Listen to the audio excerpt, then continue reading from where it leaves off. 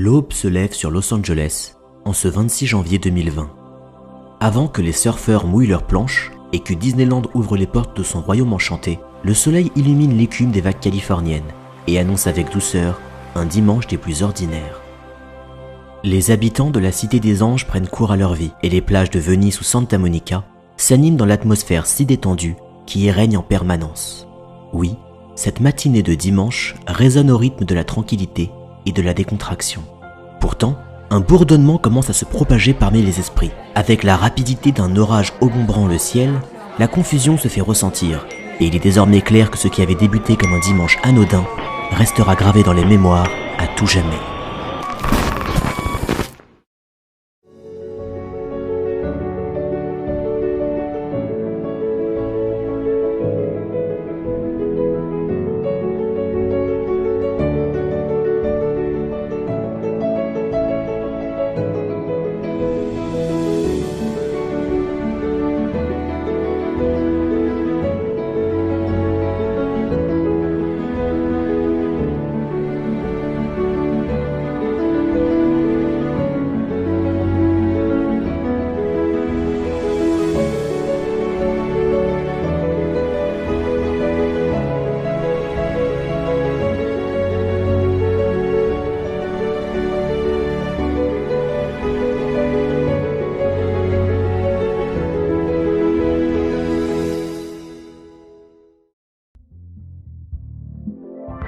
Les dortoirs de l'université LaSalle à Philadelphie étaient encore bruyants malgré l'heure tardive, les étudiants célébrant la victoire de leur équipe contre Lafayette lors des playoffs 1975.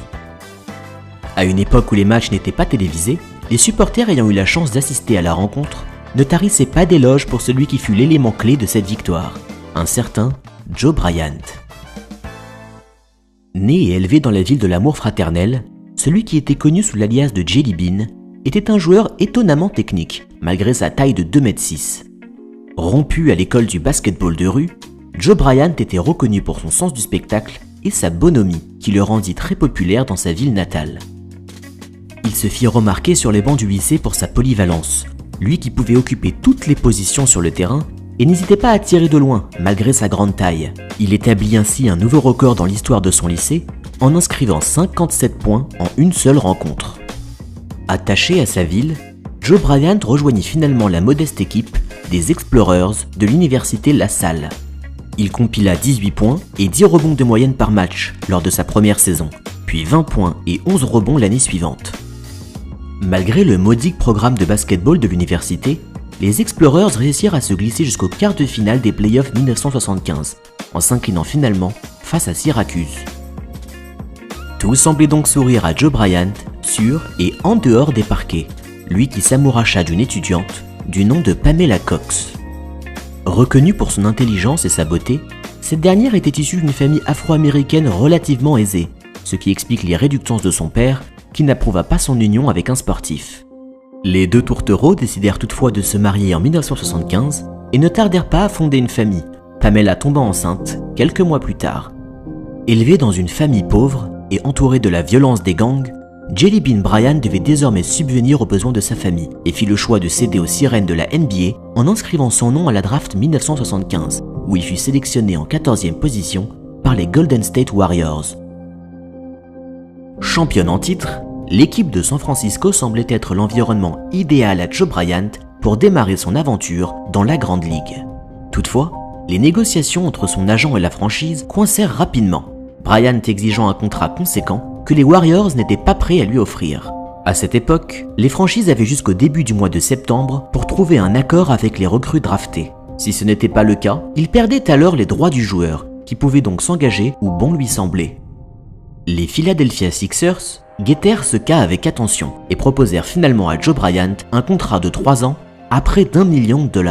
Ce dernier l'accepta rapidement, avec l'enchantement de jouer pour les couleurs de sa ville natale. Les Sixers sortaient de plusieurs saisons extrêmement compliquées et l'entraîneur Gene Shue était perçu comme l'architecte d'une franchise en reconstruction.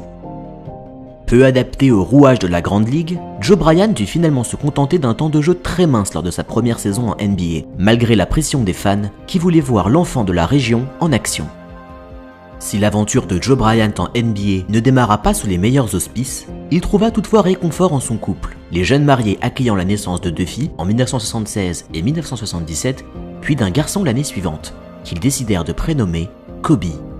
Une légende tenace explique le choix de ce prénom singulier en hommage à un restaurant japonais dont le couple était habitué. Pourtant, ils expliquèrent plus tard l'avoir choisi car ils en aimaient simplement la sonorité et l'originalité.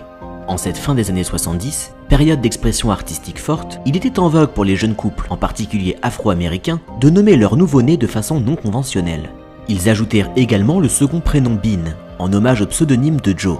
C'est ainsi que naquit Kobe Bean Bryant le 23 août 1978 à Philadelphie. Après plusieurs saisons en NBA, Joe Bryant n'arrivait toujours pas à se faire une place dans l'effectif des Sixers. L'arrivée avec fracas de la vedette Julius Erving éloigna encore davantage Jelly Bean des parquets, et il était désormais clair qu'il n'avait plus aucun avenir à Philadelphie. Il se fit également remarquer en dehors des parquets, lui qui fut arrêté en possession de cocaïne après une course-poursuite dans les rues de Philadelphie. Durant ses 4 premières saisons dans la Grande Ligue, Joe Bryant avait réussi la prouesse de jouer sous 5 positions sur le terrain.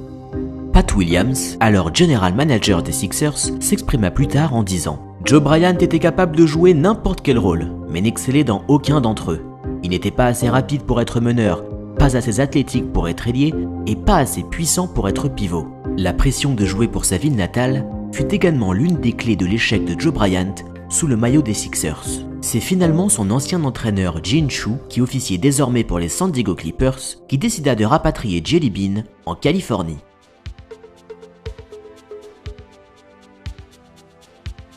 Profitant de la blessure du pivot titulaire Bill Walton, Bryant réussit à se montrer sous un bien meilleur jour, loin des projecteurs de Philadelphie.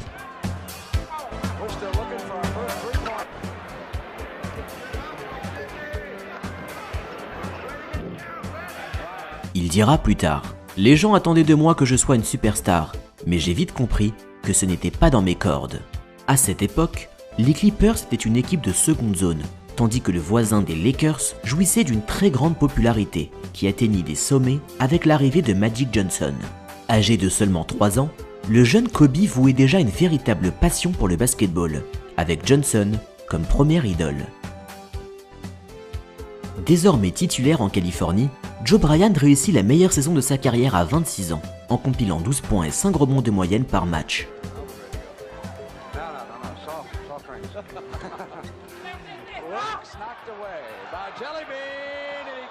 Mais le rachat des Clippers par l'homme d'affaires Donald Sterling précipita la chute de l'équipe dans les abysses de la ligue. En désaccord avec sa direction, Joe Bryant fut finalement transféré vers les Houston Rockets, où il ne joua que très peu. Aucune autre franchise devint sonner à sa porte, et il était désormais évident que l'aventure de Jelly Bean en NBA avait touché à sa fin. Hors des parquets, il se reconvertit en tant que vendeur automobile au Texas pour subvenir aux besoins de sa famille. C'est de façon surprenante que sa carrière prit un second souffle, lorsqu'une équipe italienne lui offrit un juteux contrat. D'abord réticente à l'idée de déménager en Europe, Pamela Bryant donna finalement une chance à cette aventure, et c'est ainsi que la famille Bryant s'installa en Italie. Un événement bouleversa le jeune Kobe à l'aube de son départ des États-Unis. Scotché devant son téléviseur, il regarda avec attention l'équipe américaine lors du tournoi olympique de 1984. Âgé de seulement 6 ans, il fut absolument captivé par les images d'une étoile montante dont il venait de découvrir le nom, Michael Jordan. C'est avec une certaine appréhension que la famille Bryant quitta l'Amérique pour s'installer dans la petite commune italienne de Rieti. Le choc de culture fut difficile à traverser pour le jeune Kobe, qui était le seul enfant noir de la ville. C'est naturellement dans le basketball qu'il se trouva un havre d'évasion. Mais alors que son père était connu pour son humour et sa décontraction, Kobe se fit vite remarquer par son approche très sérieuse du sport. Bien qu'il n'avait que 6 ans, il ne voyait pas le basketball comme un amusement et voua une adulation pour ce sport dont il voulait en permanence s'améliorer. Sa grande sœur raconta plus tard. Lorsqu'il jouait, Kobe était très déterminé. Il ne souriait jamais. Sa mentalité a toujours été de gagner et la défaite n'était pas une option. Un jour, alors que nous jouions avec des jeunes Italiens, Kobe fut enragé car je ne lui avais pas passé la dernière balle du match. Mais l'école européenne du basketball fut également bénéfique pour Kobe, qui put observer un style de jeu bien plus rigoureux qu'en Amérique. Alors que la plupart des joueurs NBA se découvrent une passion pour la balle orange à travers leur adolescence, Kobe expliqua plus tard n'avoir jamais eu aucune autre ambition que de jouer au basketball. Ce changement de culture fut également propice à Joe Bryant, qui s'accommoda parfaitement dans sa nouvelle équipe en compilant notamment 37,8 points de moyenne par match en 1986. La famille Bryant souscrivit à une technologie permettant de regarder la télévision américaine en direct, et il devint rapidement un cérémonial pour Joe et Kobe de passer des heures à analyser les mouvements de Magic Johnson, Larry Bird, Michael Jordan ou Dominique Wilkins. Kobe ne voyait pas cela comme un simple spectacle, mais comme un véritable apprentissage, n'hésitant pas à rembobiner de nombreuses fois les actions des matchs pour s'imprégner des gestes des stars de la NBA. Joe Bryant changea régulièrement d'équipe lors des années suivantes, et Kobe était toujours à ses côtés pour apercevoir le monde du basketball en action. Bien qu'empreinte de complicité, la relation entre Bryant père et fils ne fut pas réellement sous le signe du tutorat, Kobe ayant une approche du sport bien plus rigide que son paternel. Leon Douglas, un coéquipier de Joe Bryant en Italie, se remémora plus tard d'un événement lors d'un déplacement d'équipe en bus auquel Kobe participait. Kobe était très confiant en ses qualités et n'hésitait pas à se mêler à des discussions d'adultes. Je n'oublierai jamais la déclaration qu'il nous fit. « Quand je serai plus vieux, je vais tous vous apprendre comment jouer au basketball. » Mais dans une culture sportive dominée par le football, Kobe avait du mal à partager sa passion avec d'autres enfants italiens. Après un court passage par Mulhouse, Joe Bryant décida finalement de prendre sa retraite et d'ainsi retourner vivre à Philadelphie alors que Kobe avait 14 ans. Quelques mois avant de quitter l'Europe, une actualité tint en émoi le jeune Bryant lorsqu'il apprit la séropositivité de son idole Magic Johnson. Déboussolé par l'état de santé du meneur des Lakers, Kobe en puisa une féroce motivation pour répondre à cette tragédie à travers le basketball. Affamé de balles oranges, il trouva rapidement de quoi combler son appétit à son retour à Philadelphie en 1992. L'Amérique avait drastiquement changé depuis le départ de la famille Bryant, presque 10 années auparavant. Le dynamisme des années 80 avait laissé place à une guerre du Golfe qui touchait à sa fin et à l'élection d'un homme politique méconnu à la Maison-Blanche du nom de Bill Clinton. Ayant passé son enfance dans le vieux continent, il n'était pas aisé pour Kobe Bryant de retrouver ses marques dans le milieu afro-américain qui l'entourait. Désormais haut d'1m82, c'est encore et toujours dans la pratique du basketball qu'il dévoua toute son énergie. Alors qu'il venait tout juste de rejoindre le lycée Lower Merion, dans la banlieue de Philadelphie, Greg Downer, l'entraîneur de l'équipe, offrit naturellement à Kobe une place dans l'effectif. Bien qu'il lui remarquât des qualités certaines, le coach décela également une impatience et un certain égoïsme dans son caractère. Pour canaliser la fougue du jeune joueur, il recruta son père en tant qu'entraîneur adjoint. Greg Downer s'exprima plus tard sur cet épisode. Un mauvais tir pour Kobe était mieux qu'une passe ratée pour l'un de ses coéquipiers. Il avait beaucoup d'intelligence de jeu, mais éprouvait des difficultés à faire confiance aux autres joueurs de l'équipe. Il me disait souvent « Pourquoi passer la balle quand je peux le faire moi-même ?» Le programme de basketball du lycée n'avait plus connu de succès depuis des décennies, et l'arrivée de Bryant n'améliora pas cette situation. L'effectif étant miné par les blessures, l'équipe finit la saison avec 20 défaites pour seulement 4 petites victoires. Kobe revint plus tard sur cette période en ces mots. « Ma première année au lycée était très compliquée. Nous avions gagné seulement 4 matchs, mais cela m'a également permis de glaner beaucoup d'expérience et de m'entraîner d'arrache-pied pour m'améliorer. » S'il avait démontré des aptitudes intéressantes lors de sa première saison lycéenne, Kobe Bryant était encore très loin d'attirer l'attention des observateurs sportifs. Il redoubla toutefois d'efforts pour bonifier son jeu durant l'été. La décennie 1990 était marquée par les incroyables performances de Michael Jordan, que Kobe idolâtrait en copiant nombre de ses gestes, tout en s'imprégnant de son mental d'acier. Mais cette époque est également reconnue comme l'âge d'or du rap, dont le jeune Kobe se trouva une passion inattendue. Il fonda avec un camarade de classe un duo de hip-hop du nom de Chizo. Les deux compères allèrent même jusqu'à signer un contrat avec Sony Music, sans toutefois parvenir à commercialiser un album. Des années plus tard, la maison de disques profita de la popularité de Kobe Bryant pour produire quelques chansons de rap qui n'obtinrent aucun succès commercial ou critique. Après cet interlude musical, il était maintenant temps pour Kobe d'enfin démontrer l'étendue de son talent à une époque si charnière pour la suite de sa carrière.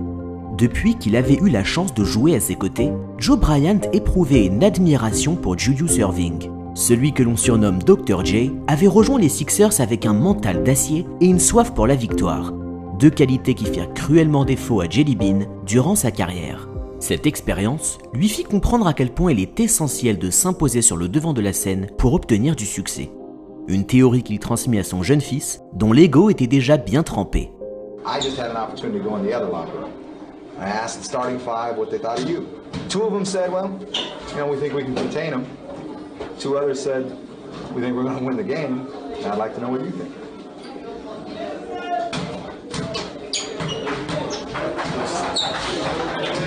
Watch you.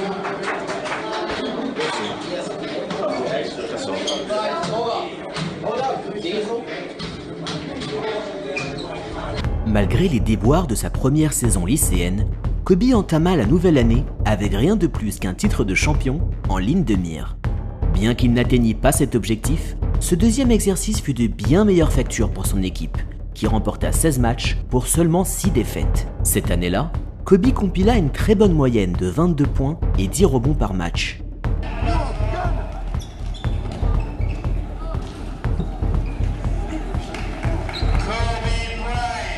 Ces prestations lui offrirent une exposition accrue parmi les meilleures universités du pays, comme Duke ou Villanova, qui iront lui proposer une place dans leur effectif. Mais il reçut également une attention toute particulière des équipementiers sportifs. 10 ans plus tôt, le génie des affaires Sonny Vaccaro avait osé investir des sommes folles pour s'attacher l'image de Michael Jordan, qui n'avait alors jamais mis les pieds en NBA. Ce pari obtint un incroyable succès, qui fit de Nike l'entreprise si puissante qu'elle est aujourd'hui. Désormais à la tête du concurrent Adidas, en ce début des années 90, Vaccaro était à la recherche de la future étoile de la NBA et fit des yeux doux pour le jeune Kobe Bryant, qu'il réussit à placer dans son giron quelques temps plus tard. En pleine ascension, Kobe augmenta ses statistiques à 31 points et 10,4 rebonds lors de sa 3e saison universitaire, où il reçut le trophée de joueur de l'année pennsylvanien. Auparavant raillé pour son attitude dégingandée, il était désormais devenu un artilleur au tir précis et élégant. Que ce soit au panier ou à mi-distance, le jeune Bryant se fit remarquer pour son étonnante maturité, résultat d'un entraînement intensif qu'il s'imposa depuis sa tendre enfance. Came out here in the second half, we were just like, this is our half. We're not going to lose this. And I sort of felt like a personal challenge because I've been putting a lot of pressure on myself to get to the palestra. And there was just no way I was going to go down without a fight. I just put my best on the floor. First guy to practice, last guy to leave, winning all the sprints, in the weight room 5, 6, 7 times a week. And once I started to get a better understanding of his skills, and once I started to get to know him better in regards to the really almost crazy work ethic, that convinced me even more that this was going to be a once in a lifetime. Mike Krzyzewski, le légendaire entraîneur des Blue Devils de Duke, vint ouvertement faire des avances à Kobe pour rejoindre son équipe, récemment auréolée de 2 titres de champion. Mais la draft de Kevin Garnett en 1995, sans passer par la case universitaire, mit des étoiles dans les yeux de Kobe, qui se mit à rêver de NBA dès la fin de son parcours lycéen. I don't know. It's a tough decision because you have the option to go to college, get a great education, and play some basketball, or go to the NBA, play some basketball day and night, and get paid for doing so. But that is a job, and you have to realize that you're going to be missing out on a big part of your life. So it's something that I'm really going to have to concentrate on before I make a decision. Pour prouver qu'il avait bien sa place dans la grande ligue, malgré son jeune âge, il se montra sous un incroyable jour lors de sa dernière année au lycée. Durant cette saison, son équipe obtint 32 victoires pour seulement 3 défaites. Les 30,8 points et 12 rebonds de moyenne de Kobe furent cruciaux à sa formation pour obtenir leur premier titre de champion depuis 53 ans. Cette folle saison lui permit d'obtenir de très nombreuses récompenses, et notamment le trophée du meilleur joueur lycéen du pays. Certain en ses qualités, Kobe Bryant annonça à l'âge de seulement 17 ans sa décision d'inscrire son nom à la draft de 1996 de la NBA. Ce choix fit de lui le 6e joueur de l'histoire seulement à outrepasser l'université pour devenir professionnel. Kobe Bryant decided to take my talent to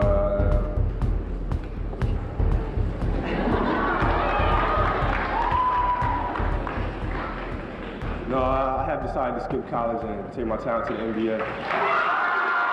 Cette annonce fut prise avec beaucoup de scepticisme de la part des observateurs américains qui émirent leurs doutes quant à la maturité de Kobe. Il avait désormais atteint la taille d'1m98, mais son aspect gringalet fut questionné, la NBA étant une compétition demandant d'énormes ressources physiques. Il s'exprima pour sa part en disant « J'ai entendu beaucoup de médias dire que je ne suis pas prêt pour rejoindre la NBA. Pourtant, j'ai accumulé durant ma vie énormément d'expérience. J'ai vécu en Italie, en Allemagne et en France. J'ai côtoyé des joueurs professionnels.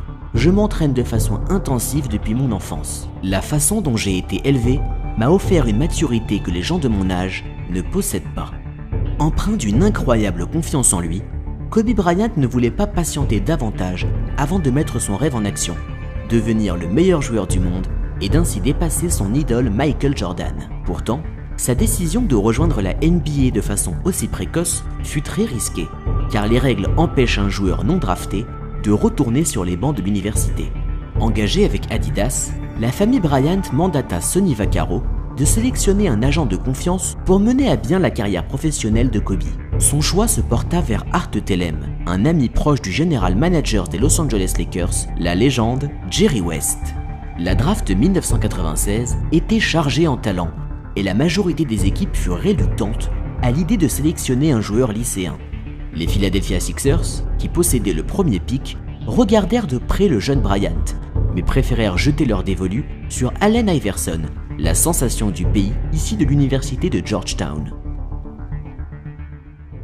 Les Milwaukee Bucks furent également très sensibles aux qualités de Kobe, mais décidèrent finalement de choisir Stephen Marbury, échangé dans la soirée contre le tireur d'élite Ray Allen. C'est ainsi qu'une dizaine d'autres équipes, qui avaient pourtant porté un intérêt à Kobe Bryant, firent l'impasse sur le joueur, inquiet par son inexpérience. Quelques jours auparavant la draft, les New Jersey Nets avaient pourtant dîné avec les parents Bryant, tout en annonçant leur souhait de sélectionner Kobe. Mais Art Telem et Sonny Vaccaro étaient désireux d'offrir un marché porteur à leur jeune protégé, et c'est ainsi que Telem contacta Jerry West dans le but d'attirer son attention sur Kobe. À cette époque, l'énergie de l'ancienne légende des Lakers était dévolue à la signature de Shaquille O'Neal, qui était à la fin de son aventure au Magic d'Orlando. La franchise de Los Angeles était-elle dans une situation très délicate, n'ayant jamais réussi à retrouver une identité depuis la fin de l'ère Showtime de Magic Johnson. Jerry West décida timidement de rencontrer Kobe Bryant, qui écrasa littéralement la concurrence proposée lors d'une séance d'exhibition. Époustouflé, West réitéra l'expérience le lendemain, une rencontre qu'il stoppa après seulement 20 minutes en s'exclamant « Ça suffit, j'en ai vu assez, je vais prendre ce gars ». Mais s'attacher les services de Kobe Bryant n'était pas une tâche facile pour Jerry West, qui devait se défaire de la concurrence de New Jersey. Afin de refroidir leurs ardeurs, l'agent et l'entourage de Kobe prétendirent ouvertement le dédain que le joueur éprouvait pour les Nets. Ce stratagème fonctionna à merveille, car la franchise de New Jersey, soucieuse de ne pas recruter un adolescent impétueux, décida finalement de sélectionner l'arrière Kerry Kittles en 8e position. Les équipes suivantes n'ayant aucune visée sur Kobe, les Lakers travaillèrent vite sur l'idée d'un arrangement pour pouvoir grimper dans la draft. Ils trouvèrent finalement un accord avec les Hornets, 5 minutes seulement avant que vienne le tour de la franchise de Charlotte d'exprimer son choix. Ces derniers acceptèrent d'offrir leur 13e pick de draft à Los Angeles en échange du pivot Vlade Divac. C'est ainsi que Kobe Bryant fut sélectionné en 13e position de la draft 1996 par les Charlotte Hornets. Une simple escale pour rejoindre sa destination finale, les Los Angeles Lakers.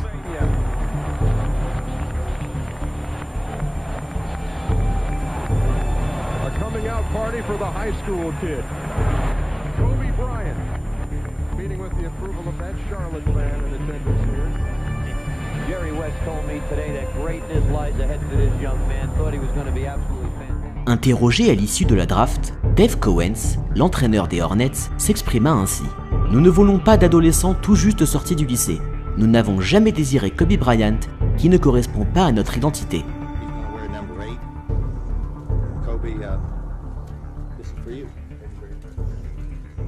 And also a hat. I used to watch Magic Johnson bring the ball up the court, and I used to envision myself, in the hallways at the house, knocking down lamps and, creating all kinds of chaos in the house, and thinking that I'm Magic Johnson. And it's just like a dream come true. Des années plus tard, Allen Iverson raconta son premier moment de complicité avec Kobe Bryant. Son, me and him hung out, and he took me out to eat in LA. And I told him I was going to the club. And he asked me what I was wanting to do. I told him I was going to the club. And he told me he was going to the gym. L'arrivée de Kobe parmi les étoiles de Los Angeles fut accueillie avec une certaine appréhension, le joueur étant relativement inconnu du grand public. De surcroît, sa sélection fut vite éclipsée par le recrutement avec fracas du gigantesque Shaquille O'Neal. En mauvais termes avec le Magic d'Orlando, le pivot de 2,16 m accepta de poursuivre sa carrière à Los Angeles avec à la clé un énorme contrat de 120 millions de dollars. Jerry West avait désormais trouvé la superstar pour relancer la machine à gagner des Lakers. L'idée d'associer Shaquille O'Neal à Kobe Bryant n'était pas évidente, les deux joueurs ayant des caractères diamétralement opposés. O'Neal était facétieux, extraverti et bon vivant. Bryant, en revanche, avait un tempérament solitaire et réservé. Il se fit ainsi vite remarquer pour son manque d'entrain dans l'adaptation avec ses nouveaux coéquipiers. Loin de la grisaille de la côte Est, Kobe devait désormais faire face au flash crépitant du glamour de Los Angeles. Il fit ainsi ses premières apparitions médiatiques, un exercice nouveau pour lui, dont il se prit rapidement au jeu.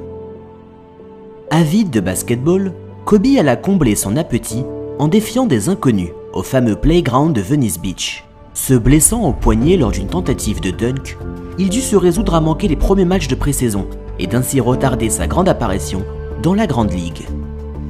C'est finalement le 3 novembre 1996 que Kobe Bryant réalisa son rêve de fouler les parquets NBA en jouant 6 petites minutes face à Minnesota, une rencontre lors de laquelle il n'inscrivit aucun point.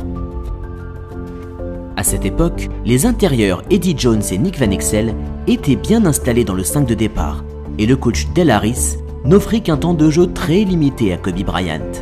Le jeune joueur découvrit rapidement l'exigence du haut niveau et ses débuts en NBA furent au mieux timides. Obtenant seulement quelques minutes sur les parquets, il inscrivit son premier point en carrière sur un lancer franc face aux New York Knicks. Kobe Bryant by mid-season will be a guy that, though he's 18, he'll be a key guy for the Lakers. There is his first point in the NBA. En déplacement à Charlotte quelques jours plus tard, Kobe proposa une piètre prestation en réussissant seulement un de ses 5 tirs, ce qui contribua à lui offrir un temps de jeu toujours plus restreint en sortie de banc. Malgré la difficile adaptation de leur jeune rookie en NBA, les Lakers réussirent à obtenir 14 victoires pour 7 défaites lors du début de la saison 1996. Un bilan correct qui fut notamment rendu possible par les performances de Shaquille O'Neal. Le 17 décembre fut une date riche en émotions pour Kobe Bryant, qui se déplaçait pour affronter les Bulls de son idole Michael Jordan. Les Lakers obtinrent une avance de 22 points en première mi-temps, avant de finalement s'incliner en prolongation, vaincus par l'adversité proposée par Chicago. Comme à l'accoutumée, Bryant n'obtint qu'un temps de jeu restreint de 10 minutes durant ce match, lors duquel il inscrivit 5 points. Si Kobe ne connaissait pas de réelle réussite sur les parquets, sa bonne intégration dans le vestiaire des Lakers était croissante. Il entretint rapidement une camaraderie avec Shaquille O'Neal, les deux joueurs exprimant ouvertement leur sympathie mutuelle. Les Lakers répondirent à leur défaite face à Chicago en remportant les 6 matchs suivants. Mais cette série fut rompue par 2 blessures d'O'Neal qui lui firent manquer 30 rencontres lors de cette saison 1997. Fidèle à ses principes, Del Harris n'était toujours pas prêt à offrir plus de temps de jeu à Bryant, qui raconta plus tard. « J'étais perdu durant mon année rookie. Je savais que mes rêves se réaliseraient à force de travail, mais je n'avais aucune idée de comment les choses allaient se mettre en place. C'est à Cleveland, durant le All-Star Weekend, que la carrière de Kobe illumina ses premières étincelles. Invité pour participer au Rookie Game, il profita de cette occasion pour enfin exprimer son talent sur les parquets. Allen Iverson inscrivit 19 points pour mener l'équipe de sa conférence vers la victoire. Mais Kobe répondit à son adversaire en compilant 31 points ce soir-là. Moins d'1 heure plus tard, il était également en lice pour le concours de dunk. Hérité de la défunte ligue ABA, cet exercice avait connu son apogée lors du duel entre Michael Jordan et Dominique Wilkins en 1984. Mais le concours avait ensuite perdu de sa splendeur, et cette édition 1997 était censée être la dernière de son existence. Pour célébrer cet événement, la NBA réunit un panel prestigieux de jurés, composé de Julius Erving, Walt Frazier et George Gervin. Pétri par la pression, Kobe se glissa timidement jusqu'au second round du concours, avant de littéralement prendre feu sur un dunk spectaculaire pour remporter le trophée. Le retour à la compétition des Lakers après le All-Star Weekend fut difficile, Shaquille O'Neal se blessant encore une fois au genou. La démonstration de Kobe Bryant quelques jours plus tôt lui avait donné des ailes et les jeunes joueurs étaient avides d'enfin pouvoir démontrer ses talents sur les parquets de la NBA. Mais Kobe se confronta encore une fois à la volonté de Del Harris de ne faire que peu confiance en lui. Même lorsque le meneur titulaire Nick Van Exel se blessa en avril, Harris préféra le remplacer par l'autre rookie, Derek Fisher, ce qui démontra clairement le peu de foi qu'il voua à l'égard de Kobe. À une époque où les statistiques avancées n'existaient pas, il était pourtant clair que l'apport de Kobe sur les parquets était irréfutable, les Lakers gagnant 6 des 5 matchs lors desquels il fut titulaire. Son dribble affûté et sa vitesse de jeu furent des atouts précieux, mais son manque d'expérience était crucial aux yeux de Del Harris. Ce dernier augmenta timidement les minutes de jeu de Kobe, qui conclut finalement les ultimes semaines de compétition en compilant 11 points de moyenne. C'est finalement en toute fin de saison régulière que Bryant inscrivit 24 points lors d'un match contre Golden State, alors son record en carrière.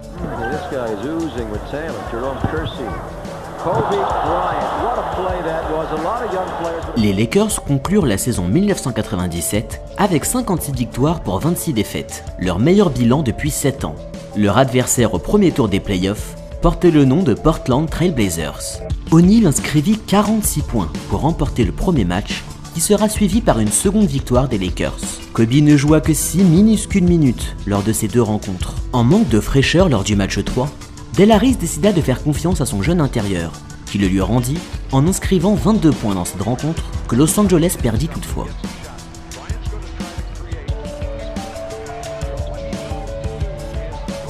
Malgré cette prestation, Kobe ne retourna que très peu sur les parquets pour le 4e match de cette série que les Lakers se remportèrent grâce à la domination sans faille de Shaquille O'Neal. Le prochain tour vit le Utah Jazz se présenter sur le passage des Californiens. Emmené par les vétérans John Stockton et Karl Malone, le Jazz remporta les 2 premiers matchs de cette série à domicile. Bryant n'inscrivit que 2 petits paniers durant ces rencontres. De retour à Los Angeles pour le match 3, les Lakers remportèrent les débats par 20 points d'avance. Cela fut notamment rendu possible par les 19 points inscrits par Kobe Bryant, dont 17 dans le seul dernier quart-temps. Mais Utah retrouva vite ses esprits pour gagner le match suivant, porté par 41 points de Karl Malone pour mener la série de 3 matchs à 2. Dans leur enceinte à Salt Lake City, le Jazz démarra le match 5 sur les chapeaux de roue pour glaner une avance rapide de 11 points. Malgré l'éjection de Robert Horry au 3e quart-temps, les Lakers retrouvèrent toutefois les ressources nécessaires pour repasser au score à 9 minutes de la fin de la rencontre. Les deux équipes alternèrent ensuite une avance de quelques points, jusqu'à ce que Shaquille O'Neal se vit exclure à son tour à 2 minutes de la fin du match. Avec un score égalé à 87 partout, les deux équipes restèrent muettes lors de ces instants cruciaux. Eddie Jones vit d'abord son tir contré, puis Karl Malone manqua le sien. Nick Van Exel conclut une interception avec 11 petites secondes à jouer, ce qui offrait une dernière possession pour les Lakers, qui appelèrent un temps mort. Durant celui-ci, Del Harris décida extraordinairement de mettre en place une action en isolation, consistant à écarter le plus possible les joueurs sur le terrain pour laisser Kobe Bryant attaquer seul. Plus tard, l'entraîneur expliqua avoir choisi cette tactique car Bryant était probablement le meilleur joueur en 1 contre 1 de l'effectif. Suivant le stratagème, Kobe obtint rapidement la balle pour le tir de la gagne. Sous la pression de la défense adverse et le bruit assourdissant des supporters du Jazz, il s'élança pour finalement produire un airball. Cet échec emmena donc les deux équipes jusqu'aux prolongations de ce duel haletant. Sans Shaquille O'Neal et à court d'énergie, les responsabilités des Lakers incombèrent à la fraîcheur de leur jeune rookie Kobe Bryant. Malheureusement, il conclut 3 airballs supplémentaires pour le plaisir de supporters adverses qui s'en amusèrent ouvertement.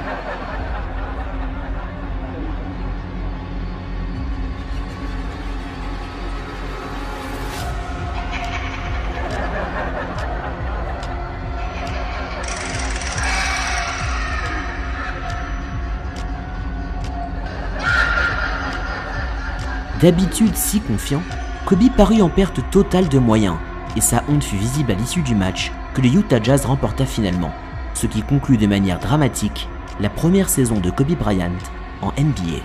Il alla s'isoler après cette débâcle, comme un pincement pour se réveiller de cet horrible cauchemar. Sonny Vaccaro téléphona rapidement à son jeune protégé pour s'enquérir de son état. Étrangement confiant, Kobe lui répondit « Les critiques, qu'ils aillent se faire foutre. J'ai été le seul à assumer mes responsabilités à la fin du match. Je reprendrai tous ces tirs si je le devais. Je le vis très bien. » Vaccaro raconta que la réponse du jeune arrière resta gravée dans sa mémoire pour toujours. De retour à Los Angeles après ce match catastrophe, Kobe reprit sa marche vers le succès de sa façon préférée, en allant s'entraîner à la salle de sport jusqu'à l'aube. Alors que n'importe quel aussi jeune athlète aurait été démoralisé par une telle expérience, Kobe Bryant fit preuve d'une confiance inébranlable en ses qualités et redoubla d'efforts pour améliorer son jeu toujours davantage. That night, as soon as we landed, I went straight to the gym and the janitor, he opened up the gym for me and I was there till the sun came out. I was back there again the next day, and then the next day after that, the next day after that. Après s'être proscrit un entraînement intensif tout le long de l'été, Bryant retrouva ses coéquipiers, avec la soif d'enfin pouvoir s'imposer en NBA. La première échéance de la saison régulière ne pouvait pas être plus symbolique, car le Utah Jazz se présentait sur le passage des Lakers. Assoiffé de revanche, Bryant inscrivit 23 points lors de cette rencontre. Trop peu cependant pour Del Harris, qui retourna à ses habitudes en asseyant l'arrière sur le banc. Ce n'est que 3 matchs plus tard qu'il retourna sur les parquets, en éruptant à 25 points face à Golden State.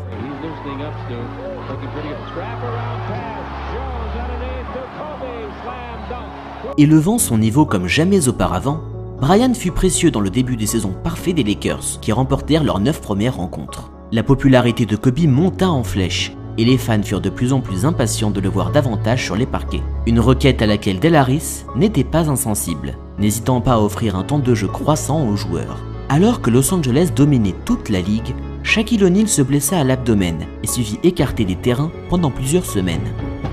Handicapé par le manque de leur pivot vedette, Del Harris n'hésita pas à offrir sa confiance au jeune Kobe, qui compila 19 points de moyenne en début de saison. Un très bon bilan pour un aussi jeune joueur remplaçant. I'm mad. As any player, I mean, we never want to get taken out of the ball game because I just love to play so much. Regardless if it's for a mistake or not for a mistake, I'm being there playing. But at the same time, I'm with him, and I've told him that. Whatever decision you want to make, whether it's to sit me down or run a certain play or whatever it is, I'm with you. Sans l'imposante stature d'O'Neal dans la raquette, Kobe possédait désormais une liberté folle qui correspondait parfaitement à son jeu basé sur les duels d'homme à homme.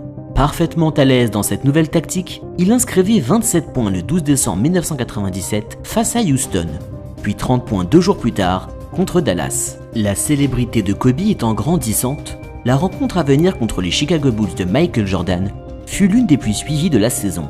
Bien que les Lakers s'inclinèrent sans contestation, Bryant vécut son moment de grâce au 3e quart-temps, lors duquel il se permit de marquer un panier plein de classe en imitant les mouvements de la légende des Bulls qui défendait alors sur lui. Kobe Bryant is guarded by Michael Jordan, and the pull away by Kobe Bryant. That's the future, and even Michael Jordan will tell you that Kobe Bryant, the future of the NBA. Michael Jordan conclut ce match avec 36 points inscrits, et Kobe Bryant lui répondit avec 33 unités, alors son nouveau record en carrière. Toujours en quête d'améliorer son jeu, Kobe eut l'audace d'aller à la rencontre de son idole, grandement surpris de voir un adversaire lui demander un conseil en plein cours d'un match. Michael Jordan raconta à l'issue de la rencontre. Lors du 4e quart-temps, Kobe est venu me voir discrètement, en me demandant « Quand tu es dos au panier, est-ce que tu gardes les jambes ouvertes ou fermées ?» Je lui ai répondu que chaque cas était différent et qu'il fallait utiliser ses jambes pour jauger la ténacité du défenseur. Ce n'est pas facile.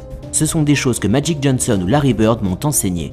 Je n'ai aucun doute que Kobe possède les qualités pour prendre la relève. Ce duel contre Michael Jordan fut synonyme d'une véritable éclosion de popularité pour Kobe, qui se retrouva désormais en lice pour participer à son premier All-Star Game à seulement 19 ans. Un événement rêvé pour Sonny Vaccaro, qui poussa Adidas à investir des sommes considérables pour faire de Kobe Bryant la tête d'affiche de la marque à 3 bandes. Le joueur des Lakers fut titulaire de ce All-Star Game 1998 qui prenait place à New York. Face à Michael Jordan, Kobe Bryant démarra la rencontre avec une énergie folle, en inscrivant plusieurs paniers spectaculaires. Alors que l'ascension de Kobe semblait impossible à arrêter, Del Harris retrouva rapidement sa mentalité d'antan, en lui offrant peu de minutes sur les parquets.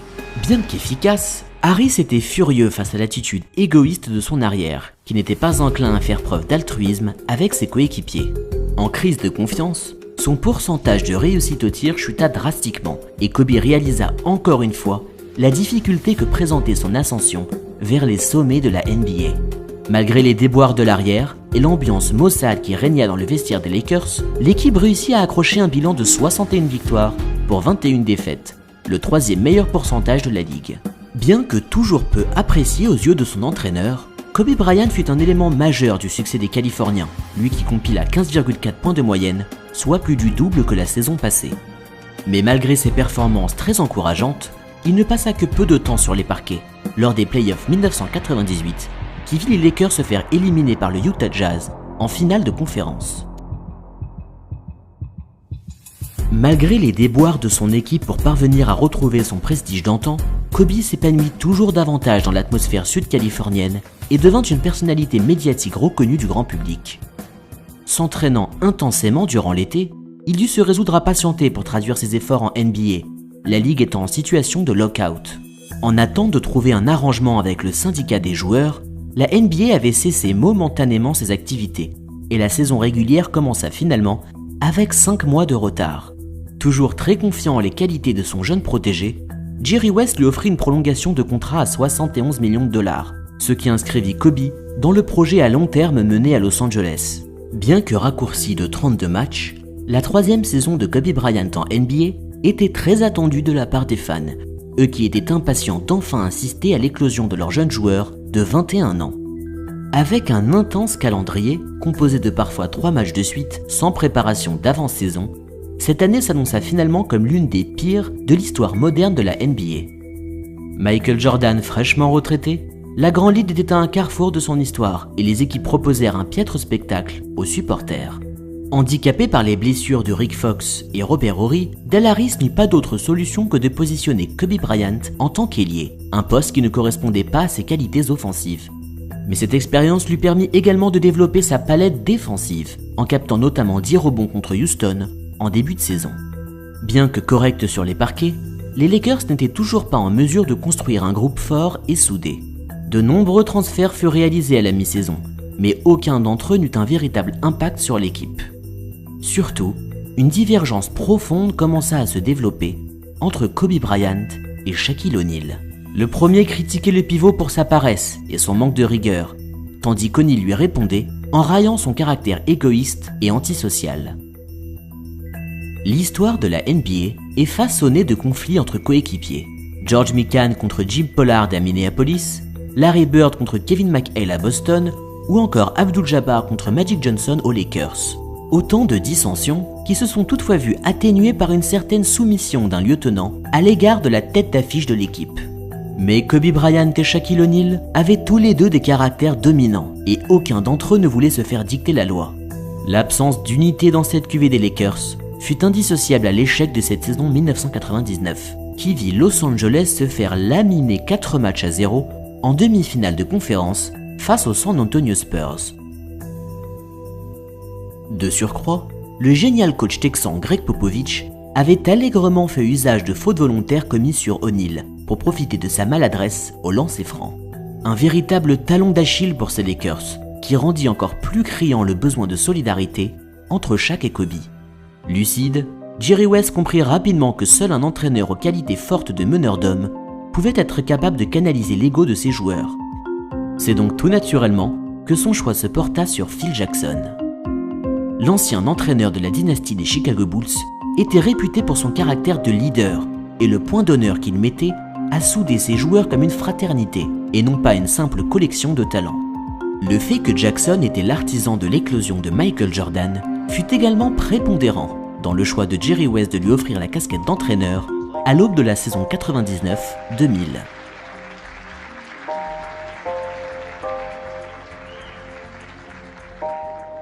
Cette année fut la première jouée dans le Staples Center flambant neuf. Si le futur semblait prometteur sur l'aspect sportif, les relations de Kobe avec sa famille se détériorèrent continuellement. Dans une situation financière difficile, Joe Bryant convainquit son fils d'investir d'importantes sommes d'argent pour faire l'acquisition de l'équipe italienne de l'Olympia Milano.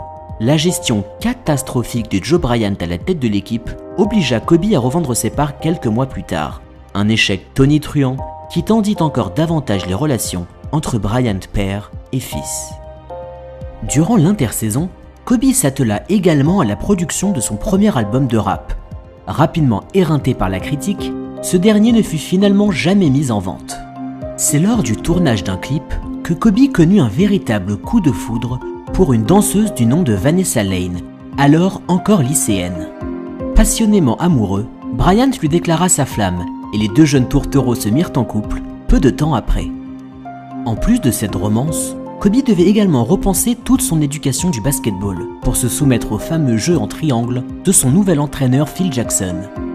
Bryant s'étant blessé lors d'un match de pré-saison, il n'effectua ses grands débuts qu'au mois de décembre en inscrivant 19 points au cours d'une victoire contre Golden State.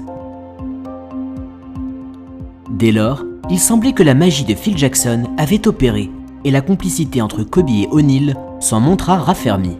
Avec l'arrière au meilleur de sa forme, les Lakers compilèrent 16 victoires de suite et dominèrent littéralement toute la ligue pour conclure cette saison avec 67 victoires pour 15 défaites, le second meilleur bilan de l'histoire de la franchise.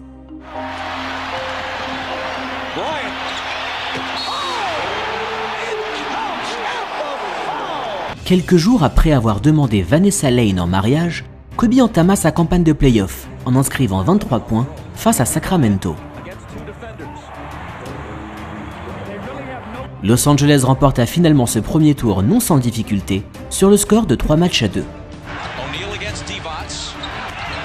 Ce fut ensuite au tour des Phoenix Suns de faire les frais de l'efficacité des Lakers qui gagnèrent ce duel 4-1. Cela fut notamment rendu possible par un panier primé de Kobe lors des toutes dernières secondes du match 2.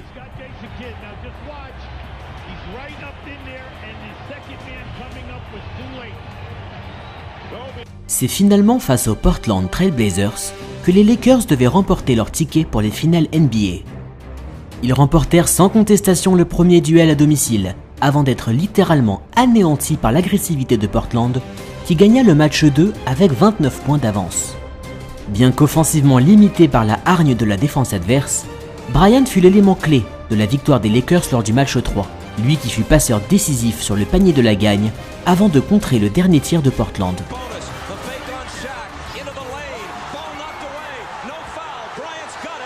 Kobe s'exprima à l'issue du match en ces mots. « Nous avons joué toute la saison pour vivre des moments comme cela. Je veux faire passer un message à Portland que nous ne baisserons pas les bras. Nous sommes ici pour nous battre jusqu'au bout. » Les Blazers en manque de fraîcheur lors du match 4, les Lakers enfoncèrent le clou pour prendre la tête de la série sur le score de 3-1. Mais l'impensable se produit ensuite, lorsque Portland remonta ce déficit pour égaliser le duel qui conduisirent jusqu'à un match 7 aux allures de finale. Dès le début de cette rencontre devant leur public, les Lakers semblèrent déboussolés et Portland en profita pour consolider une avance de 16 points à l'entame du dernier quart-temps. L'aventure de l'équipe de Phil Jackson semblait très mal embarquée, mais un véritable miracle se produisit alors lorsque les Lakers empêchèrent Portland de marquer un seul point durant 10 possessions consécutives. Surmotivé, Kobe contra le tir de Bonzi Wells, puis de permettre à son équipe de revenir à 10 points des Blazers avec 9 minutes 38 à jouer. Ce fut ensuite une véritable avalanche offensive que Los Angeles proposa pour remporter le dernier quart-temps sur le score incroyable de 31 points à 13, un record dans l'histoire des playoffs NBA. Kobe fut très précieux dans cette épopée, en compilant 25 points, 11 rebonds et 7 passes décisives, le meilleur bilan du match. Cette sensationnelle victoire ne permet pas seulement à Los Angeles de se hisser jusqu'au final NBA, mais également de souder l'équipe. Même Kobe Bryant et Shaquille O'Neal, d'habitude si belliqueux, étaient enclins à s'offrir des éloges mutuels. Dans leur quête pour devenir champion, le dernier obstacle des Lakers était situé dans le Midwest américain, en la personne des Pacers de l'Indiana, emmenés par l'artilleur Reggie Miller. La principale tâche des joueurs de Phil Jackson était de contenir la précision au tir des Pacers, qui pouvaient rapidement prendre feu. Pourtant, l'incendie attendu ne fut finalement qu'une étincelle lors du premier match, Reggie Miller n'inscrivant qu'un seul de ses 16 tirs. Avec une telle maladresse, il était clairement impossible pour Indiana de répondre aux 43 points de Shaquille O'Neal, qui porta son équipe vers une victoire nette et sans bavure.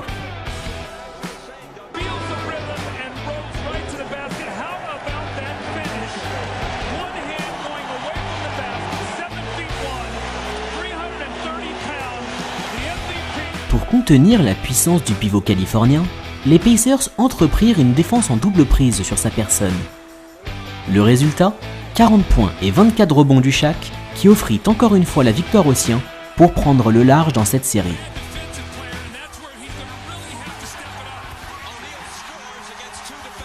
Blessé à la cheville, Kobe dut se résoudre à regarder la rencontre suivante assis sur le banc, dans ce qui sera le seul match de finale qu'il manqua dans l'intégralité de sa carrière. Indiana saisit cette occasion pour obtenir une victoire étriquée et d'ainsi ramener le compteur de cette série à 2 matchs à 1. Malgré sa cheville blessée, Kobe insista pour participer au match 4 de ces finales, une rencontre qui s'étendit jusqu'aux prolongations, et avec Shaq éjecté du jeu, il incombait à Bryant de porter le poids de l'équipe sur ses seules épaules. Durant leur mandat avec les Bulls, Phil Jackson et son adjoint Tex Winter auraient proposé une stratégie d'isolation pour Michael Jordan dans ce cas de figure. Cette tactique ne fonctionna cependant jamais à Los Angeles, car le volume de Shaquille O'Neal sous le panier attirait tous les défenseurs adverses. Mais avec le pivot hors du jeu, Bryant pouvait enfin performer en 1 contre 1, le style de jeu qu'il affectionnait le plus. Sa cheville douloureuse, il ne put se déplacer vers le panier, et préféra donc user de son arsenal à mi-distance pour conclure 3 tirs précis et ainsi offrir la victoire à son équipe par 2 petits points au bout de la nuit. Malgré le fait d'être à une seule victoire du titre de champion, les Lakers semblèrent à court d'énergie et perdirent la rencontre suivante par 33 points d'écart. Cette défaite étendit la série jusqu'à un match 6 à domicile. Tel un général de guerre, Phil Jackson harangua ses troupes au son d'un tambour, à quelques instants de ce match à l'importance capitale. Mais les Indiana Pacers n'étaient également pas prêts de rendre les armes en remportant les 3 premiers quarts-temps du match. Malgré ses 26 points inscrits, Kobe se montra particulièrement maladroit en primant seulement 8 de ses 27 tirs. Les Lakers montèrent en rythme à l'entame du dernier quart-temps pour finalement égaliser le score du match à 103 partout avec 5 minutes à jouer. Les deux équipes ne purent se départager et les Pacers réussirent à prendre une avance d'1 petit point à 1 minute 32 du coup de sifflet final. Pour surprendre son adversaire, Jackson fit le pari d'utiliser Shaquille O'Neal dans la position de poseur d'écran, un rôle dont il était d'habitude très réticent à endosser. Cette tactique métamorphosa littéralement le cours du jeu, Bryant ayant désormais beaucoup plus d'espace pour se glisser au panier et provoquer des fautes. Ne faillant pas sur la ligne des lancers francs, Kobe permit à son équipe de prendre les devants du match, qu'ils remportèrent finalement sur le score de 116 à 111.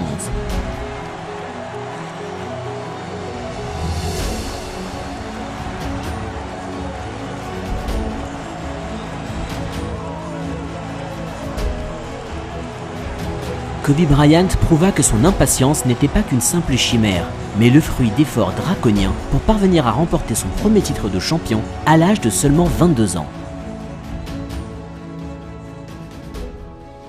En tête d'affiche du titre gagné par les Lakers, Adidas profita de cette occasion pour investir toujours davantage de moyens dans la promotion de leur jeune vedette, qui était désormais devenue l'une des plus grandes stars de la NBA. Sans tatouage, bijoux ou vêtements extravagants, Kobe présentait un personnage aux antipodes d'Allen Iverson, une autre célébrité en puissance. Alors que son compte en banque se vit de plus en plus garni et que son mariage se profilait à l'horizon, Kobe semblait avoir gagné en maturité, et cela se traduisait par ses envies d'indépendance vis-à-vis de sa famille, avec qui il n'entretenait désormais que peu de relations. Cette intersaison fut également marquée par le départ de Jerry West à la tête des Lakers, suite à un désaccord profond avec sa direction. Artisan du succès de l'équipe, West estimait en effet mériter une augmentation salariale que Jerry Buss, le président des Lakers, ne souhaita pas lui accorder. Malgré cet événement, Los Angeles se présenta avec un groupe chargé en talent à l'aube d'une saison régulière 2000-2001 qui s'annonçait relativement facile pour eux. Pourtant, O'Neal se présenta totalement hors de forme et ses kilos en trop se traduisirent par des prestations très loin de son meilleur niveau. Ne manquant jamais une occasion de prendre les rênes de l'équipe, Kobe monta continuellement en grade pour finalement inscrire 45 points face à Houston au début de saison, son nouveau record en carrière. Si le titre de champion avait assurément apaisé les distorsions entre Kobe Bryant et Shaquille O'Neal, ce début de saison compliqué ravit les débats houleux entre les deux coéquipiers, qui ne furent pas avares en insultes en tout genre. Critiqué par O'Neal sur son manque d'altruisme, Kobe répondit à la presse en disant « J'essaye seulement d'imposer mon rythme à chaque match que je joue. S'il veut me critiquer, peu m'importe. » Imperméable au jugement de son pivot, Kobe s'installa en tête des meilleurs marqueurs de la ligue à l'approche du Nouvel An 2001. En dents de scie, les Lakers semblaient jouer sans passion et les conflits internes contribuèrent à semer une ambiance délétère dans la Cité des Anges. Los Angeles avait déjà autant de défaites à la mi-saison que durant l'intégralité de l'exercice précédent. Une rumeur circula, statuant que Shaquille O'Neal faisait pression sur sa direction pour transférer Kobe Bryant hors de l'équipe. Les Lakers conclurent finalement cette saison tant bien que mal, avec un correct bilan de 56 victoires pour 26 défaites. Suffisant pour gagner la deuxième place de la conférence Ouest, derrière San Antonio. Si cette saison régulière ne fut pas des plus heureuses pour Kobe Bryant, il trouva réconfort dans son mariage qu'il célébra en toute intimité avec l'absence notable de ses parents et de ses sœurs. Mais le répit ne fut que de courte durée, car les Lakers voyaient Portland se dresser face à eux dans cette affiche du premier tour des playoffs. Revanchards, les Blazers semblaient être un véritable poil à gratter pour les Lakers, qui nageaient toujours en eau trouble. Comme à son habitude, Phil Jackson fit usage de philosophie et de méditation pour canaliser l'énergie de ses joueurs.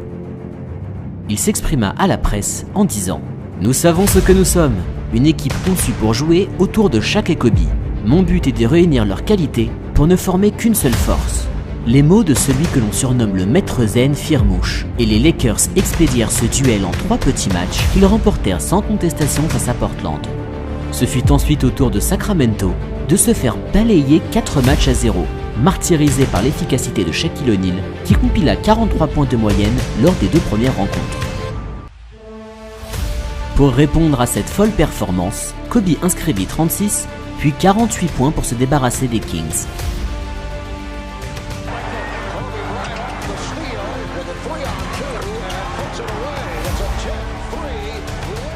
La domination féroce des Lakers fit grincer les dents de San Antonio à l'entame de ses finales de conférence 2001. En pleine confiance, Kobe inscrivit 45, 28 et 36 points pour permettre à son équipe de remporter les 3 premières rencontres de cette série. À domicile pour le match 4, Bryant se mua en créateur de jeu en délivrant 11 passes décisives et marcha avec son équipe sur San Antonio qui paya les frais de la maîtrise californienne en se faisant littéralement balayer 4 matchs à 0. 11 victoires pour 0 défaites. Voici le bilan comptable de ce qui est considéré comme l'une des plus impressionnantes campagnes de play-off de l'histoire de la NBA. Un succès qui porte la marque de Kobe Bryant et Shaquille O'Neal. À cause du salaire élevé du pivot de 2,16 m, les Lakers ne possédaient aucune marge salariale pour s'offrir les services d'une 3e star et la majorité des possessions échouèrent donc dans les mains de Kobe et de Shaq. Les 2 joueurs ne faillirent pas à leur obligation et se dirigèrent vers les finales NBA avec aucune autre option que la victoire. Cette fois-ci, leur adversaire répondait au nom de Philadelphia Sixers. Le dernier titre de l'équipe datait de l'époque Julius Erving et Moses Malone en 1983. Allen Iverson se présenta avec le couteau entre les dents pour permettre à la cité de l'amour fraternel de décrocher un nouveau titre. Face à l'équipe de sa ville natale, Kobe se montra particulièrement maladroit en inscrivant seulement 7 de ses 22 tirs. Malgré les 44 points et 20 rebonds de Shaquille O'Neal, les Lakers s'inclinèrent finalement à domicile lors de ce premier match de finale. Kobe et ses coéquipiers furent totalement incapables de maîtriser un Allen Iverson en fusion qui inscrivit 48 points ce soir-là.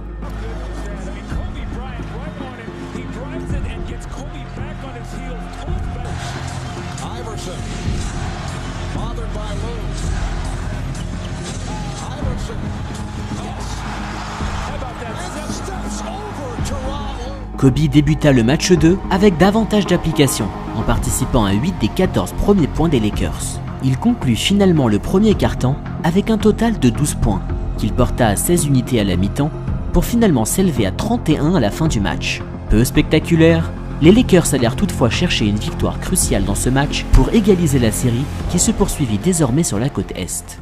Raillé par le public adverse, qui fut furieux de voir l'enfant de la région porter le maillot ennemi, Kobe se montra imperméable à la pression, en accumulant un total de 32 points inscrits et portant ainsi son équipe vers une victoire 96-91. Lors du match suivant, ce fut cette fois-ci Shaquille O'Neal qui domina son adversaire en inscrivant 34 points.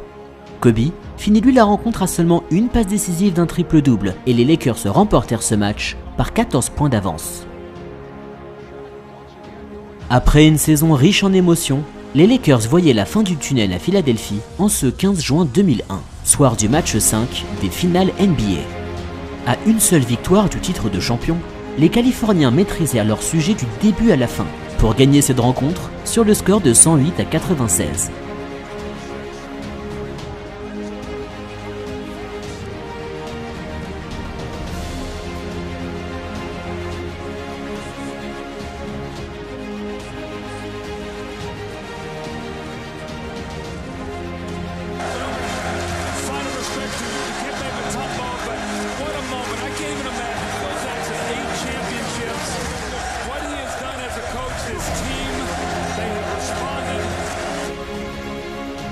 Malgré les querelles internes, Phil Jackson réussit la prouesse de mener son équipe vers un deuxième titre consécutif. À seulement 23 ans, Kobe Bryant avait déjà un palmarès bien garni.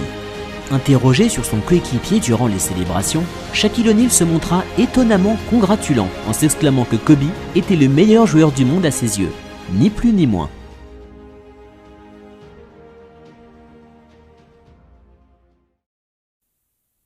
Après un été mouvementé en festivités, ni les Lakers ni les Américains n'étaient d'humeur au basketball à l'entame de la saison 2001-2002.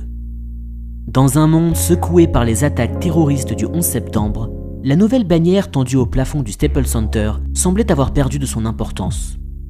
Sur les parquets, l'implémentation de la nouvelle règle concernant la défense de zone obligea O'Neal à repenser son jeu et le départ du vétéran Ron Harper se fit ressentir dans la rotation de l'équipe. Avec une masse salariale conséquente, les Lakers ne furent pas en mesure de recruter de nouveaux joueurs de premier plan, et Phil Jackson continua donc de miser principalement sur le tandem Kobe Bryant et Shaquille O'Neal pour mener l'attaque des Lakers. Le caractère outrecuidant de Kobe Bryant s'était grandement atténué, et l'arrière fit preuve d'une maturité renforcée qui le fit graduellement prendre la place d'O'Neal dans le leadership de l'équipe. Avec le pivot sur la touche pour une nouvelle blessure, Kobe assuma ses responsabilités pour porter les Lakers, avec comme point culminant 56 points inscrits en seulement 3 quarts-temps face à Memphis. Quelques mois plus tard, lors du All-Star Game dans sa ville natale, Bryant démontra son efficacité offensive en compilant 31 points, une performance qui lui permit de remporter le trophée de MVP de l'événement.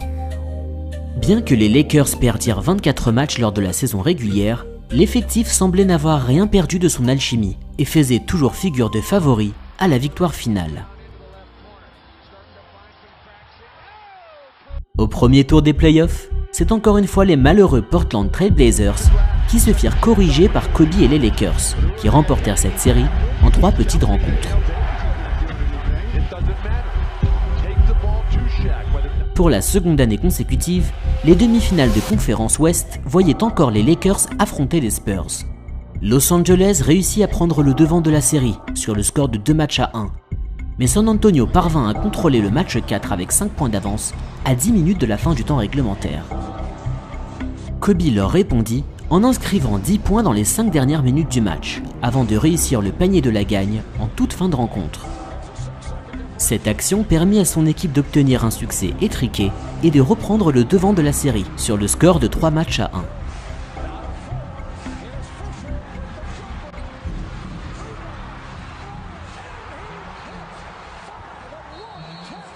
Bien que Kobe joua principalement en tant qu'arrière, Phil Jackson n'hésita pas à surprendre Greg Popovich en le positionnant parfois en tant qu'ailier. Cela lui permit de se placer derrière les défenses et de se créer une fenêtre de tir inédite. Une tactique très difficile à contester pour les Spurs, qui rendirent finalement les armes en perdant cette série 4 matchs à 1. Bien qu'au nom moins ronflant, les Sacramento Kings proposèrent une opposition ardue en finale de conférence. Réputée pour son jeu très spectaculaire, cette QV 2002 des Kings parvint à remporter 2 des 3 premiers matchs de cette série, qu'ils menaient désormais 2 à 1. Mal embarqués, les Lakers durent s'en remettre à un panier miraculeux de Robert Horry pour remporter le match 4 dans les toutes dernières secondes qui parurent durer une éternité.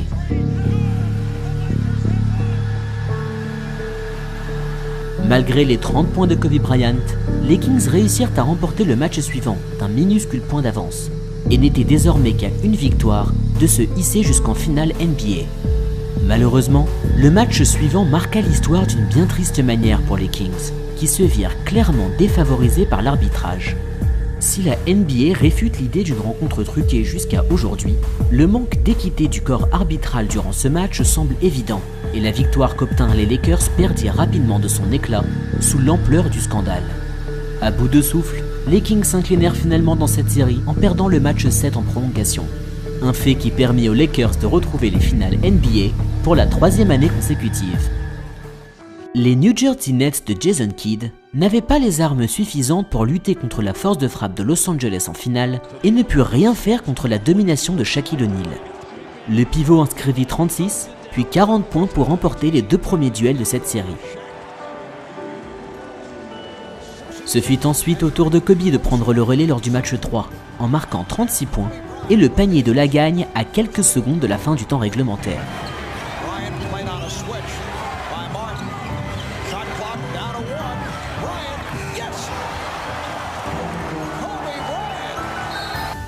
Bien que vaillants, les Nets s'inclinèrent finalement de 6 petits points à l'issue du match 4. Une défaite qui offrit aux Lakers un 3e titre consécutif et acheva d'inscrire cette équipe dans l'histoire de la NBA.